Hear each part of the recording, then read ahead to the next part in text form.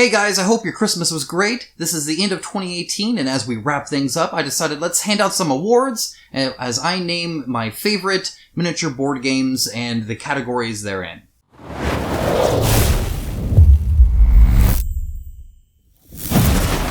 For Best Quality Miniatures in a Board Game, the award goes to A Song of Ice and Fire by Cool Mini or Not.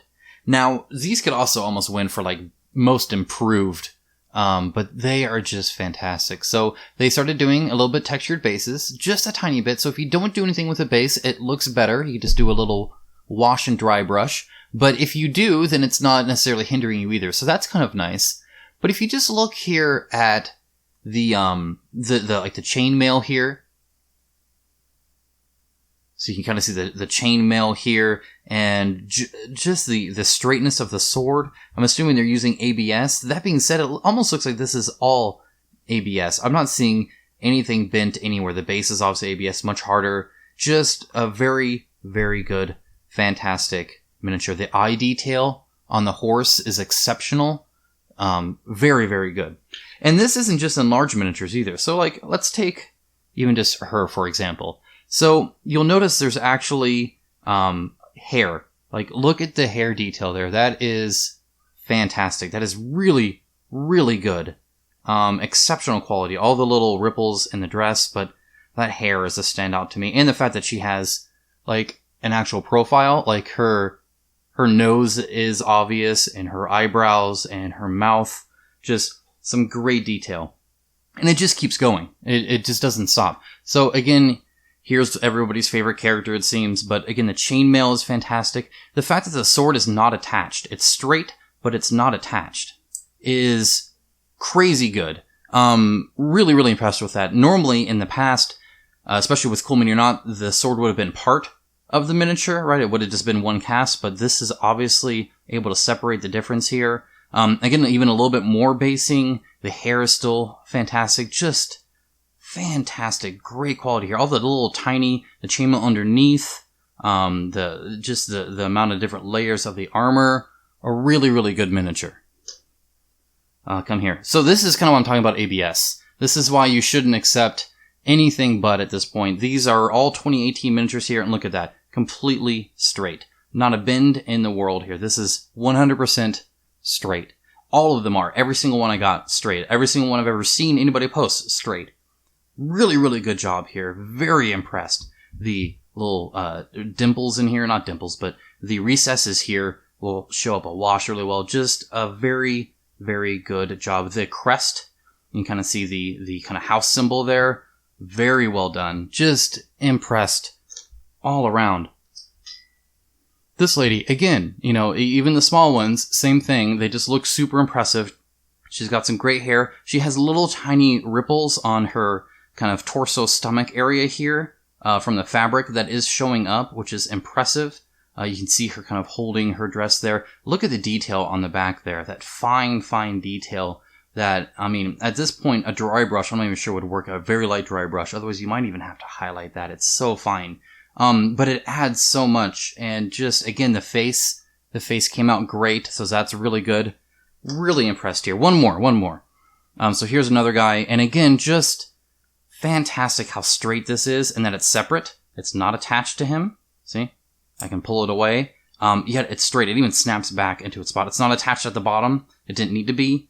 Just incredibly, incredibly satisfied with these miniatures. These are amazing, amazing miniatures. And I would love in the future for every board game to have miniatures this quality so that I can paint them with confidence and know I don't have to paint in detail or excuse different things. Again, the face is fully defined from the helmet. Just great. So that's A Song of Ice and Fire by Cool Mini or Not. Definitely wins the award for best quality miniatures in a board game. For best overall components, I'm giving it to Rising Sun by Cool Mini or Not. Now, this is the Kickstarter version of the game, but even if you didn't just get the Kickstarter version, there's still some fantastic things. But the Kickstarter version particularly really edges this out as the most amazing components I've ever seen. So for standard fare, you get stuff like your character card stuff, and the fact that these are supposed to be bent, but that they actually bent and don't tear or flip really is a testament to the quality of this cardboard here. And that's given to the cards as well. The cards are just very thick, very nice gloss finish, full color, nice and large. I really, really enjoy that. The cardboard tokens, again, are just super thick. Like, if you look at how thick that cardboard is, it's amazing. It's very, very good. Same with these. Just fantastic cardboard. I mean, that is nice. Notice there's no tags. It punched out fine. It was just a really, really pleasant experience. Now, for Kickstarter version stuff, you get, the Ronin tokens here are very nice and plastic and colorful. And, this is kind of edged up, but it's all edged up so they didn't, bleed the paint trying to get it, to fit in there. Very smart decision there. Where the battles are going to be, they even added these little flags that are numbered. And this is textured. In fact, you could even paint this if you wanted. So again, great quality there. Super impressed with that. And then, of course, these tiles are awesome. Now, I was kind of worried about this because I figured everybody would just do that constantly with them, but you're not holding them long enough to really do it. You just draw 3 and then you figure out which one you're doing. But if you look at the color here, again, just fantastic, nice, thick quality. This really, I think, put it a step above everything else. Just really, really impressed with the quality of components in here, from the basic cardboard to the basic cards to the miniature Kickstarter exclusives and whatnot. Just fantastic job. Best overall components goes to Rising Sun by Cool Mini or Not. Alright guys, for the best stretch goal for a miniature board game, I have the Tribe of Umtal from Hate by Cool Mini or Not. So this was a very early on in January 2018 Kickstarter, and it followed kind of a weird kind of graph when it came to funding. It didn't have, it had 2 big days at the first, but then it started picking up again 2/3 of the way through. And I think part of that actually has to do with how much content they were adding. So here's kind of everything you get in here, and I'm just kind of scrolling through this to show you that nothing particularly stands out. It's all kind of meshed together as the same thing as everything else. But the Tribe of Umtal is actually right here. And what's huge about this is not only does it have so many unique sculpts, but it actually has 11 different miniatures. It has all these tribe cards here, this prince, which is quite large. And in fact, this prince was used heavily for kind of, not necessarily advertising, but he was at expos and stuff like that. You could see this miniature before the game actually came out. Let's go ahead and scroll down to the stretch goals here. One of the nice things about the tribes here is they're kind of like your player characters, where they all act differently, but there's not 7,300 of them like in normal Cool Mini or Not Kickstarters. So the plant people can do area of effects around the trees and stuff like that. So you want to stay around behind them and stuff like that. These guys right here can do that. So each of them kind of act differently, which means there's a lot of game content added in each tribe. So first, I'm just going to show you kind of how the stretch goals were kind of coming out. And so if you look here for a normal tribe, you start out with the cards, and this is at 260,000. Then you got some warriors, then you got the champion, you got some, plastic tokens, you got a mercenary, then you got some more of the warriors, then you got the shaman, some more of the warriors, another plastic token upgrade, another mercenary, the young bloods, another token, and an extra game board that's unrelated, and then finally the prince. So from 260,000 to 680,000, we unlocked one tribe as backers here. And I get that Cool Mini or Not kind of just has the game that they want to sell, and then kind of decides where all the stretch goals lie and all of that. But either way, you can see that's a big stretch, right? Because they're also not going to unlock stuff too quickly to where they're throwing money down the drain. Obviously, that would be bad for the company, and you wouldn't run a company that way. So they will have at least made enough money to actually be able to produce this for everybody, which is important. Especially stretch goals, because with stretch goals, unlike optional buys, you're making that many copies, right? Everybody gets them. It's not an optional buy. So you'll see right here, here's the Tribe of Umtal, and it's all just one. So again, it's 11 figures, 11 figure cards, 8 tribe cards, and 6 upgrade cards. This, they say, was unlocked by Chinese and retail pledges, which I've seen a lot of Kickstarters do that. A lot of companies do that. However, I've never seen anybody do that much. Normally they're like, oh, here's a box, or here's a new scenario, or another miniature that we didn't quite get to. Not only did this uptick how much funding it was getting, but because this was towards the end, they even had to add 2 more stretch goals afterwards and quickly make these and sculpt these. Both of these are kind of high lore heavy characters. And it's just really, really cool to see that happened, because honestly, they could have, because again, they already had this tribe, obviously, like I said, they were even showing the prints out, before the Kickstarter, but you can do two options. You can either, or three, I guess, you can either not release it and keep it, and this is not part of the game. You can add it as a stretch goal, or more often than not, you can then add it as a optional buy. So Coolman You're Not could have just said, hey, pay us another $25, you get the Tribe of Umtal, last minute add-on, but they didn't. Instead, they just threw it in as a stretch goal, so everybody got it for free. And I think that's really, really cool. It added a lot of value, and the fact that they didn't charge money for it, but instead I get these and I didn't have to pay any more for it is just awesome. And it looks like it actually helped them with the funding anyway, because like I said, they had these other two stretch goals. So that is why the Tribe of Umtal from Hate is my best stretch goal for a miniature board game in 2018. Now, for the best Kickstarter campaign of 2018, overall, the award goes to Batman Gotham City Chronicles by Monolith. As you can see, Monolith did crazy here. They got like 4.5 million out from 19,300-ish backers. I'm sure there were more late pledges even after that, probably quite a bit more. What's crazy about this is, and I'm not basing this off of who made the most or who had the most backers or anything like that, because that could be some card game I don't care about. Even if it was limited to the miniature ones, that's not my personal pick. My award goes to Batman Gotham City Chronicles, and here's why. So one of the big things to me is just how much content you get. Obviously, I'm a huge Batman lover, but one of the nice things about this is I know the game system. It's based off the Conan game system, which has like this river here for the Overlord, and then the heroes have these different skills they can do with their gems that also act as kind of their health in a way. Either way, it's a great, fantastic game system, so I know I'm going to love that, but right off the bat, it came in two large boxes. You have the heroes and the villains. But they just kept adding so much here. So look, $140, which is kind of right in the range, slightly more. I think 100 and 120 are probably the more common amounts, but 140 isn't unheard of either. And in fact, there can be higher ones. So base game, 140, you've got 162 miniatures. That's insane. And in fact, I think it ended up being more than that, because obviously they couldn't update this, and they're throwing more in after the fact too.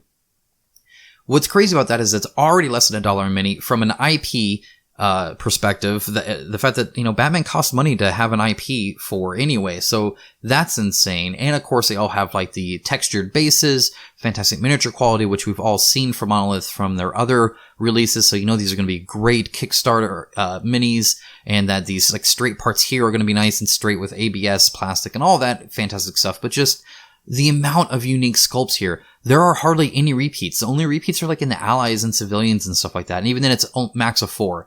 I hate batch painting, but I can do 4 minis pretty okay. And even then I'll be painting them last, because really I'm going to be painting, Batman 0 Year or something like that first. But, just an insane amount of content here. You got these larger minis here. So from a painting perspective, it's fantastic. From a gameplay perspective, all of these have different cards and different stats and different ways of playing, which is just great. It also included some 3D scenery, which is fantastic.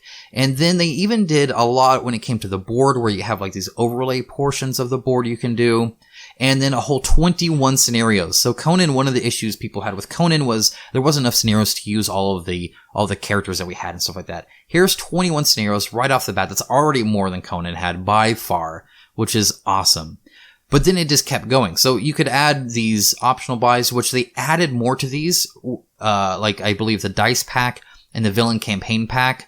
Both of these, in fact, I want to say even the Versus expansion were not part of the base. They were added afterwards, right? But the all-in, they kept the all-in. See, free and the all-in pledge. So you got the Versus mode. So suddenly you can play 2-player with 4 new scenarios that you can play in the Versus mode with, which is cool.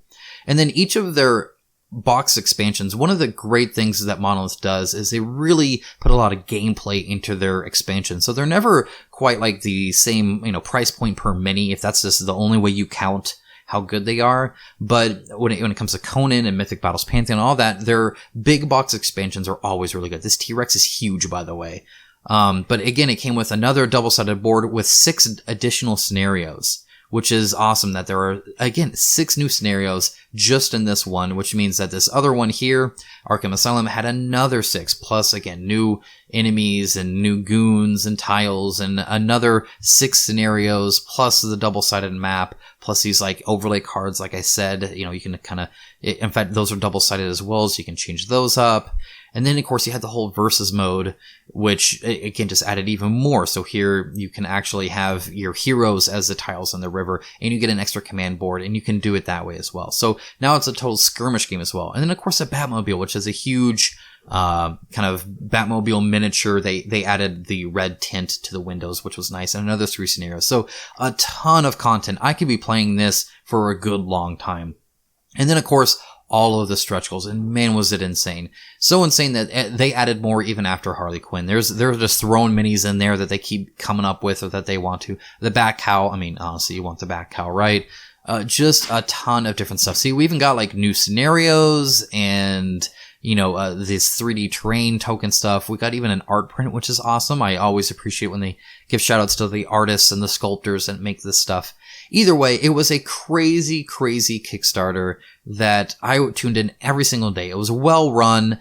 It had a lot of content to it, and it just was the biggest no-brainer I think I've ever seen. In fact, it wasn't even my biggest funded, and I got everything, and I'm getting more than any other game's getting me.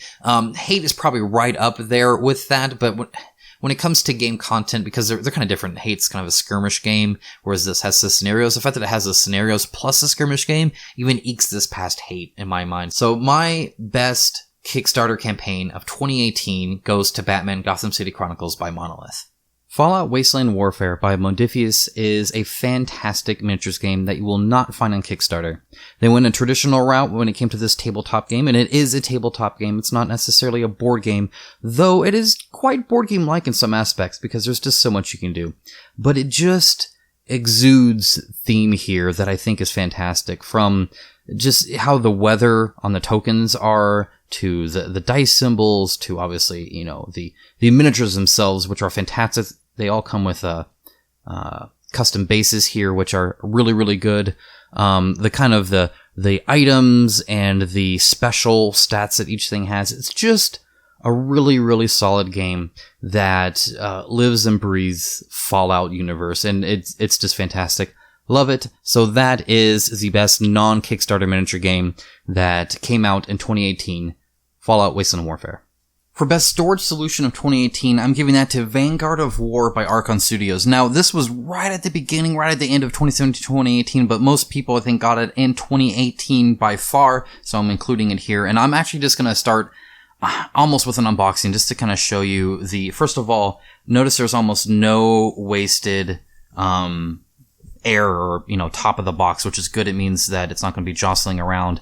But that also means that when you take out these like really thick cardboard tokens that they have everywhere, that they're still going to have room at the top because you can just take the trays out. But this is what I'm talking about. This is fantastic here. What's great about not only giving every single backer this foam core insert that's really cushy and will protect your miniature paintings very well, is underneath you'll see they actually have the image of the miniature and its position on where it should go within there. So you know exactly where to put them back when you're done, which is fantastic. And I love having the images of the actual miniatures right underneath, not on a box somewhere that Coleman or Not does, and not just either not at all or maybe just an artistic representation of it, but the actual picture of the miniature right underneath. And then, of course, you have this little spot here to put all your cards and stuff in. But let's go ahead and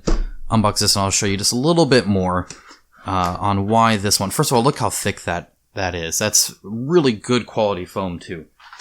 Take all this out. So you can even see the bigger miniature still has room in there. You can see exactly where his image is, so you know where he goes, so that's pretty obvious anyway.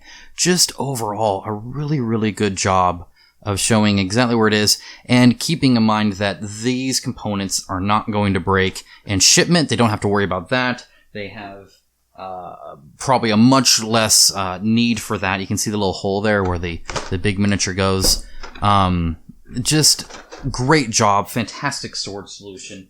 By far the winner for 2018 for the best storage solution of 2018. Alright, we're back to Hate. This is the best Kickstarter deal of 2018, and I'm giving that to Hate by Coleman or Not.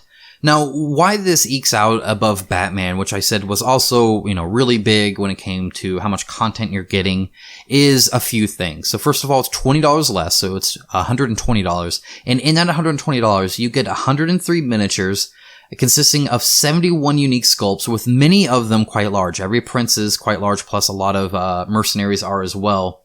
And on top of that, you also get double the game and fully upgraded 3D tokens. So you can actually play at least 2 games in one. This is, again, just core pledge. I'm not going based off of add-ons and optional buys, which typically have a different price per content ratio here. But again, you get the extra components to play a whole second game, plus all of the tokens upgraded, plus that many unique sculpts, that many large sculpts. It's pretty much a no-brainer. Plus all the cards. I mean, each tribe has the cards, and they even come with like card sleeves, because you get like wounds and stuff like that, and that you have to and upgrades, and you put those in the sleeves themselves, so they're custom sleeves, but it also means you don't have to sleeve your cards, which is awesome. Just an insane amount of content here when it comes from miniature painting and actually playing the board game itself. Considering how different each of the tribes play, these cards really make them stand out and be unique. So really pumped for that. And again, $120 for that many unique sculpts. They even went out of their way talking about how they kept painters in mind. And so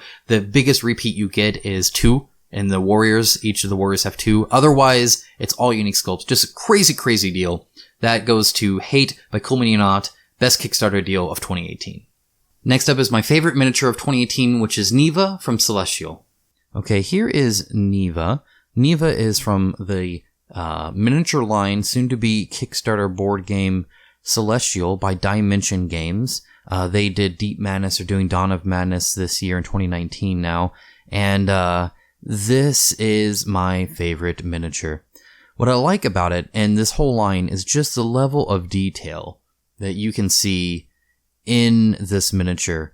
But it's not just level of detail. Well, these scales are amazing. And let me actually show you maybe a little bit closer. There you go. You can kind of see the scales there. Just the detail. Like her face here is absolutely amazing. She even has nostrils. Okay, so it's a fantastic detail. Perfectly made. And the seams, I haven't filled any gaps here. And you can barely tell, like, on this tail, there is technically a gap right here. And I'm not even the best at building miniatures, so it's kind of hard to even tell there. And there's one, I believe, there's one somewhere here that I can't even see anymore.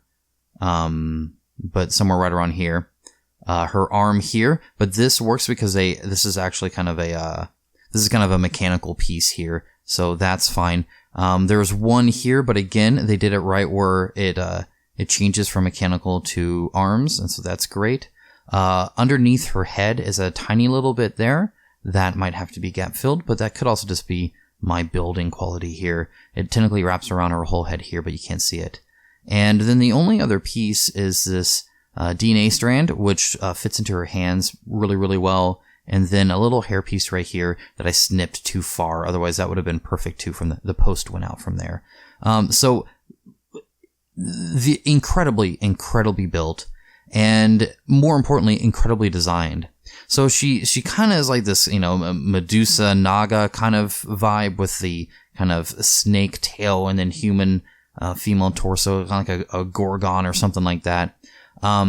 But Celestial as a whole has this really cool design concept where it's this mix between organic and mechanical that I really like. You can even see it kind of in the hair here, right?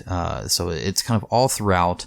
I think she has a really good mix here. You can see a little bit on her torso and her arms here. But what I love about this, besides her facial expression and how it matches her story, there's a big story about all these characters here, is this kind of DNA strand that she's like woven in here. And let me kind of set her here. She does set down. There we go. And I'm going to show you the kind of the box art here. So you can kind of see the box art here. And do you see that DNA that she has here? Oh, I'm just going to knock her over. Very, very cool. Very well designed. Just impressive. The fact that her face still looks like this, I'm really impressed. I didn't glue in the DNA here, but either way, fantastic miniature. Can't wait to paint her. I'm about to start that really soon, actually, here after another Rising Sun video. Really pumped for this. Fantastic concept, character creation, pose, facial expression, idea, and implementation in the component in the miniature itself. So, favorite miniature of 2018 definitely is Neva from Celestial by Dimension Games. Alright, for the best returned Kickstarter, I am voting for Deep Madness by Dimension Games. Now, a close runner-up here would be Mythic Battles Pantheon 1.5 by Monolith, but I'm going to explain kind of why I picked Deep Madness versus Mythic Battles Pantheon. So, here in Deep Madness, the second printing, as they call it, they don't really call it a 1.5, but one of the important things, I think, is especially if you have a Kickstarter exclusive game or just one that has a lot of Kickstarter exclusives in it, or even just a good deal. Either way, it's great for a company to be able to do reprints. I think it's easy for them to do. It's easier logistics wise. And on top of that, it's just an easy way to kind of stay relevant and stay in the news and stay covered on channels like my own. Now, another great thing to do is to bridge gaps. So one of the great things about a lot of these games is they're coming out with new stuff. So there's going to be a Dawn of Madness game around the springtime of 2019. So looking forward to that. I'll definitely be covering that here on this channel. But it's important to be able to essentially give new stuff that can be used here. So if I scroll down here on this page, you'll see that they actually have some new things for everybody. Now, it's great because it means new people get more, and even returning backers get new things. So here's some of the new stuff. They're coming with a book, and they're coming out with this Faces of the Sphere expansion. And in this expansion, it's kind of like a bridge to Dawn of Madness. So it can work for both Deep Madness and Dawn of Madness, their next game. So you'll be able to keep using it. And so it's a great way to kind of ramp things up. Now, Mythic Battles Pantheon did this with their Ragnarok, where they had Ymir from that. But really, it's just, I think, a great way to do stuff like that. Now, one of the other good things I've seen this year that I didn't always see, if I scroll down past all this new stuff, is this right here. So, doing right by old backers is important. Otherwise, they feel like they may have put up a lot of the money and just got the game early, but otherwise all that risk was still on them. And it's just a kind of a kind thing to say, hey, thanks for being there with us from day one. And so Dimensions Games is actually doing a returning backer amount that's lower than a new backer. So if you didn't get everything in the first one, you can get it for cheaper, which I think is fantastic and a great way to do. Now, how they determine the returning backer is also interesting. And this is one of the two things that I think put them above even the Mythic Battles Pantheon second Kickstarter run, is that you didn't even have to necessarily buy it from the Kickstarter. As long as you own Deep Madness, it doesn't matter if you got it through like Game Steward or another site like that. It doesn't matter if you got it from a friend and you piggybacked, or you just bought it secondhand. If you own Deep Madness, you're considered a returning backer, and they're going to do right by you and actually give you the cheaper price. And that is awesome. That's really great of them to do, and something that's above and beyond what's to be expected. The other nice thing they did is they are expanding the IP a bit more. So not only do you get like this new book that they're writing, and so they actually are doing stuff kind of outside the game. It still comes with game content, but they even have like a new art book as well, which is, I think, just really fantastic and kind of a neat thing for them to do. Let's see here. Where is it? This right here. So they have the original art book as well. Now, it's not for everybody, but it's kind of cool just to do little doodads like that and little extras like that for people who maybe got the game and, oh, I love this game so much and it's so awesome. I want to get everything. So I want this other art book. In fact, it's one of the only Kickstarters I know that has 2 art books. So that's pretty impressive. So they just do a lot of really cool things like that. And that is why I think it is the best return to Kickstarter of 2018. IP is something that we're seeing more and more in board games. It's something that just is ingrained in half of the board games that come out nowadays, it seems. We're really using a lot of really big standard IP stuff, whether it's video games, which is very, very common, but we're even seeing classic movies, and even like super classic movies like Night of the Living Dead and stuff like that. So it's just part of our culture at this point. And so I decided I wanted to do a best use of existing IP, because so often it's just slapped on something else. And so it's like a game that was pre-existing in development, and then the developers got the rights to the IP, so they slapped the IP on there. But that's not always the best use of IP. So for the best use of IP in 2018, I'm actually going to give it to Fallout Wasteland Warfare by Modifius. Now, I'm actually going to show you a lot of stuff that comes later, but I think it's important that this kind of is a great use of the IP that they're doing already, and this is just doubling down on it and showing kind of the breadth that it is, without me, either buying a whole bunch of this stuff because I don't quite have, nearly as much as I'd like from them, or, just kind of showing kind of adverts for what they already have. So this is essentially future content that's coming out. And I'm just going to kind of scroll up here and kind of show some of the different things they're doing. So they are adding a ton of different factions and miniatures, and like this Super Behemoth, which is already out, they actually did a digital scan of it from in-game and then made that to miniatures and then just made slight tweaks to make the miniature actually work. So it's as true to the game as you can get. But if I keep going up here kind of past a lot of this, you'll see whether it's just themed terrain and objective markers, and they even have the humor of Fallout in here, like the skeleton with a party hat on a toilet obviously is great. But they are going and just really digging deep into the IP and using it as much as possible. Whether you have a crashed vertibird, and so you can actually kind of do stuff around that. They're coming up with raiders, because raiders are a huge part of any Fallout game. And so it's great for them to add that expansion. And then they do the classic, characters as well. And so you have the different, characters that you'd meet in the game, just stuff like workbenches. They are infusing this game with so much IP and detail. But one of the great things about it is that the game is actually Fallout the board game. More than Fallout the board game is the board game from Fantasy Flight Games, by far. Whether you're doing the settlement phase, or you're, have allies with the equipment, or you're taking, some jet to do better in the fight, or all this kind of stuff is just so ingrained in the game that it just works. So Modifius did a great job using the Fallout IP to its fullest. I don't think you could get a better Fallout game on the tabletop than with Fallout Wasteland Warfare, and that's why it gets my best use of an existing IP. There was a lot of unique things that happened on Kickstarter. The use of Kickstarter in board games is really evolving, and we had some really unique items. Like one of them was the Cthulhu Death May Die by Cool Mini or Not, and they're kind of Megacheer or Bigacheer or whatever you want to call that giant Cthulhu that was like 2 feet tall. And they had a whole bunch of these pledges that just kept expanding, and the price would go up and the delivery date would go up. So you just kept refreshing and spamming that, trying to get that in. That was a very unique thing to do. We had a lot more reprints, which is also unique, and a lot more IP, which is also unique. Now, one of the things that I think though is the most unique was Claustrophobia 1643 by Monolith, and that's why it wins my most unique Kickstarter campaign. Now, what made it unique is it just changed so much about how we view board games on Kickstarter, especially in recent years. So lately, as I'm sure most of you know, on Kickstarter, most of the big board games, miniatures, card games, all of them alike, have the entire game already planned out.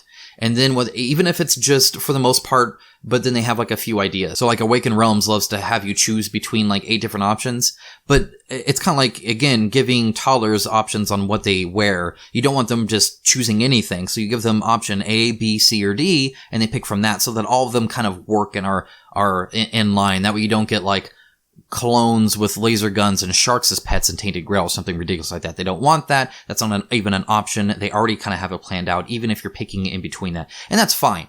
But more often than not, it's even more planned out than that. So you have the entire Kickstarter, and then you just slowly show what the actual game is through stretch goals, which are changed up, and the graphics are changed to really match kind of the funding level. So it's just there to build hype, to keep hype going for the length of it. Now, there's been a lot of experimentation in Kickstarter when it comes to making that smaller, because the time in between isn't really worth the investment. In other words, you make it 7 days or 14 days or something like that. However, that's still just it's kind of a weird use of Kickstarter, right? Especially when it comes to, whether or not you actually need it to to run or not. Now, Monolith decided to actually go back to the basics when it comes to taking on the risk of them for themselves and not necessarily the consumer. And so with that in mind, they actually pre-made 10,000 copies of Claustrophobia 1643, which is based on a game from, in the Dark Ages or Golden Ages, depending on how you view it, of board games. And redid a whole lot of stuff and kind of put their own spin on it and tightened up the controls a little bit and the mechanics a little bit with the original creators, and obviously added a whole lot of really good, unique minis. And so they pre-made all this and then just said, hey, get your pre-order in here on Kickstarter. Is essentially what they're doing. They're saying, we have already taken on the risk of pre-making this. So if it fails, it's on us and not you. If it fails, we didn't do something right. It's not that you guys didn't do something right. And for a company like Monolith, which these companies are much smaller than you think, none of them are really big. Cool Mini or Not's probably the only really big player when it comes to Kickstarter, because they also have the retail presence, of course. It's a huge risk and would be, pretty devastating to Monolith. Now they said, hey, we're not putting our whole, company on the line here, but it still would have been a big hit if just people said, hey, we don't want this claustrophobia game. But it ended up actually doing quite well. We'll see how the aftermath of it. I'm sure Monolith will blog about it, especially on Facebook. They tend to do that often, which is great for people like me that are really interested in the industry itself and kind of how it views Kickstarter, how it uses Kickstarter. But this was definitely unique. So they come out to Kickstarter, they say, hey, pre-order it now. We've already been making them. They're almost ready to ship, and you'll get it in January. Now, it looks like it'll actually be either late January, early February, but regardless, it's just a couple month turnaround from the time you fund it to the time you get it. Additionally, there was quite a bit of savings involved because they just pre-made everything. They knew the exact quantity, and they could just essentially do an order for the factory and then be done with it. And so there was savings to the consumer, and it was also a quicker estimated delivery. And that definitely means this was the most unique Kickstarter of 2018 by far. Now, it might not be in the future. If this starts a trend, if this worked really well for Monolith, I'm sure other companies are also, looking at this with a microscope, trying to figure out, is this right for us? Should we do this too? So I doubt this will be the last one, even if it didn't work for Monolith. It's definitely something that other people might want to try. However, for 2018, this was pretty unique, and that's why it wins my most unique Kickstarter campaign. Alright, best family-friendly miniature game goes to Stuffed Fables. Now, Stuffed Fables is more child-oriented than necessarily just family-friendly, though obviously that means it's family-friendly as well. But that also helps it in this case. So, one of the wonderful things, besides the amazing miniature quality that they did, was just the amount of wonderful art and story. So it's very story heavy and has some great kind of children's themes to it. But even when you play on it, I'll show you the board real quick here. Here's one of the boards. You can see it's just very blues and purples and greens, and even the scary parts of it are kind of fun and interesting. And it actually has a divergent path that's just really, really cool. And it kind of reminds me almost of like a Toy Story askew thing, but they did a great job there, just having like talking points at the end. And you do cute stuff like you have buttons for your currency. This actually comes with the game, so you have your buttons that you can do, and you lose stuffing for health. And then of course the miniature quality, and the miniatures themselves are just awesome and super kid friendly. So here's like two of the characters that I have painted up, Theodora and Lumpy here, and that's great. Let me try and you can actually see here. There you go. They're just really cute and friendly. And then of course you got the enemies, which while, our bad guys aren't, scary or anything like that, you're fighting a bat stuffed, enemy or some gear robots and stuff. But overall, a fantastic kind of fun little game, complex enough for adults, but friendly enough for kids, that Stuffed Fables definitely wins the best family friendly miniature game of 2018. Next up, we have the best newcomer to Kickstarter, which is Limbo Miniatures. Alright, so there are always a lot of newcomers to Kickstarter, but that doesn't mean that they always have a kind of a smooth transition to doing Kickstarter. And a lot of times you'll see them canceled and then relaunched after they learn kind of from their mistakes there. And there were actually 2 runner-ups for this. I think the first one was Wild Ascent, definitely. But the one that I'm going to give the cake to is Limbo Eternal War. And one of the reasons why I'm doing that isn't so much because it was the most successful or because it was, you know, the necessarily even the best run right out of the gate. I think that definitely would go to Wild Ascent. But that not only did they do 2 Kickstarters here, so they did the Limbo Eternal War, but they also did this one with these really cool design busts, because they're, you know, obviously miniature centric, it's in their name, is just that I think they did a great job of keeping focus and really driving home what the game was about and showing you ahead of time what you're going to get, even in the face of adversity. So I really like it when there is an issue, kind of like Hate with its theme and how that was taking over from the actual game. The same kind of thing happened with Limbo Eternal War. So one of the great things they did, I'm going to go in and scroll all the way down here. There's a lot of fun stuff looking here, and that's great. These are actual painted miniatures, so you get to see the actual miniatures painted. Obviously, they even sent some out to me so that I could paint them. That's not why they're getting an award. It's not like there's any money involved in this award. And a few other people too, so they could really get a sense of how these paint up and how good they look. But they also took, it's all the way down here at the bottom, I apologize guys. They also took some pictures of the final, cast as kind of production plastics here. So you can actually see how good it's actually going to be. They did the comparison for scale and the details, so you kind of see them along with others. Right here you can actually really see the resin versus PVC version, and they even talked about how there would be some improvement on some of them. They showed kind of the steel molds and how they look like. They talk about how the bases of weapons are made of ABS, so there's no question on what you're going to get as a consumer. You can see the steel molds right here. You can see the detail. You can know what exact plastic is being used. You can see the final result, and that is huge for any newcomer to make it sure to make it obvious what it is you're going to get. Now, that's just about the miniatures, but why I think this ekes above Wild Ascent is because of their focus on the game when it came to everything else. So they had the stretch goals and they're all miniature based, and that's great and all, but all their big updates were these gameplay videos where they show you, here's a typical round.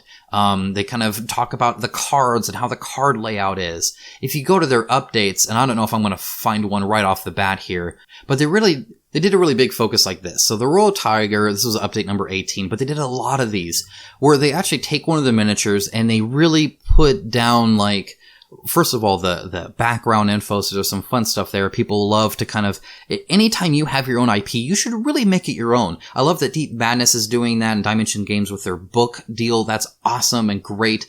And I like that they're doing that here, where they're really putting a focus on the story. But additionally, they have this whole section afterwards, and it is with several of the characters, many of them, where they say, hey, here's how you could use this skill. Here's how you use this skill. Again, focusing on the miniature, the story, and the gameplay all in one is huge. To me, I think that is the most important thing to convey the fact that you know what it is you're doing with this Kickstarter. Obviously, you can show pictures of, you know, how far you are along. And the fact, again, that they had production plastic already set by the time they came out with the Kickstarter is huge. It wasn't a game that needed to necessarily be developed. It already was developed. They were already starting production. And they're just like, hey, we just need this to get over the hurdle and actually send it to you guys so you guys can show that you actually want this game, which is awesome. But then they focus on all the different beats, from the miniatures to the production quality to gameplay, to deep dives, to story. All of it was encapsulated constantly throughout this campaign, and that is why I think, especially for a newcomer, Limbo Miniatures wins Best Newcomer to Kickstarter in 2018. Alright, now before the big reveal on the Best Miniature Game of 2018, I am actually going to do an honorable mention, and that honorable mention is Zombicide Invader by Cool Mini or Not. Zombicide Invader was actually a really, really fun campaign, and while it didn't necessarily do anything super worthy of maybe one of these kind of themed awards that I'm doing, it's definitely worth mentioning in this video. One of the great things I love about Zombicide Invader is the streamlining they did. So they did a lot of streamlining with the Zombicide kind of game mechanics, which is pretty daring for Cool Mini or Not. Zombicide is kind of a go-to moneymaker for them, and everybody knows it and understands it. So for them to actually change up some of the rules to the point where spawns work differently and door opening works differently and just all this kind of stuff, plus adding new game mechanics like they already did in like Green Horde and all their others, you know, in this one they have kind of the spawn that, you know, kind of moves around and takes over the ship and, you know, outside weapons versus inside weapons and stuff like that. But to do that extra level of streamlining, I think was really, really important and something that I think needed to happen and I'm excited about. As a fan of overall game flow and how smooth the game runs, I'm all for that. I love game mechanics, and I'm a fan of certain game mechanics, but if they don't mesh well with the rest of the game, or if they take too long to do, I'm not a huge fan of that, especially if it's not for everybody. One of my problems with Tainted Grail's combat mechanic is, well, I'm building a sequence of cards there, everybody else just kind of twiddles their thumbs, and it's not exactly ideal for other people, so there's more downtime. Because downtime for me is really important, both on a personal level, because I get, you know, agitated when it's not my turn for a long time, but also just my gaming group in general doesn't like a whole lot of downtime because we end up just going off and doing something else. And that's not why you play board games. So really excited about that. Additionally, they did a great job with the, kind of Kickstarter exclusives, especially the player characters. They had a lot of really fun ones, and I was excited to see what they would come out with and what crazy design they'd do next. And I like that there were some serious ones and some goofy ones, and that's always cool as well. And also, and this was kind of interesting, but they actually did a lot of different body types. Now, it's not just the fact that aliens, you can be a tiny little short alien, or you can be a pig alien, but that you can also be a woman that's more fully figured, or even more fully figured, you know, if you take the Tank Girl, for instance, which is fairly unique and not something that's done a lot in miniatures. And as a painter, that's kind of exciting, just because it's something different and unique that I get to do. And of course, you get all the crazy colors involved here that are much more exciting than a lot of their medieval miniatures. While I like the theme of the medieval setting and fantasy setting a lot, when it comes to painting, I think this one will be quite fun to do with the bright splashes of color. So that is why Zombicide Invader gets an honorable mention. The streamlining of the game, the great campaign, and the interesting kind of miniature design that they tend to do. So without further ado, let's get to the best miniature game of 2018. Alright guys, it's the moment you've been waiting for. My pick for the best miniature board game of 2018. And it goes to none other than Rise of Moloch by Cool Mini or Not. Rise of Moloch was a fantastic game. A sleeper hit, I feel, and I don't think it got nearly as much credit during its Kickstarter than I think it should have. This game is awesome. This game is one of the best one versus many board games I've played. It's not even necessarily my favorite when it comes to fun factor. What makes this my number one pick for 2018 is the fact that every single game comes down to just about one turn. And you win or lose based off what your strategy is and whether or not you're able to enact that strategy. And that's what's awesome. So whether you're kind of the nemesis or whether you're the good guys, it doesn't matter. You're going to try and do different things and you're going to react to what they're doing and you're going to be playing the unique scenario. And it all comes down to just skill level. It's one versus many games often either lean heavily to one side or the other. Either the good guys have a better time or the bad guys have an easier time. This game is super balanced. The theme is awesome. It has great components, great miniatures, a lot of fun, plenty of content, good story, good background, world building stuff in here. Just all around a solid game. Definitely my top pick for 2018. So congratulations to Cool Mini or Not for making an awesome game. I look forward to seeing what you have in 2019. Speaking of which, I look forward to seeing what we do in 2019. Guys, if you're new to this channel and you haven't subscribed, perhaps consider subscribing. It helps the channel a lot. You get to get updates when I do more videos like this, or miniature painting, or Kickstarter update news, or any of that kind of stuff. Hit that subscribe button if you haven't. If you appreciate the effort I put into this video, it actually took a lot of time to kind of distill down and film it all and do all that. Click that like button. Let me know that what I did wasn't a waste of time. And if you have a different list than mine, in the comments below, let me know. I'd like to compare. Anyway, guys, thanks for watching. Have a wonderful new year, and I'll talk to you in 2019.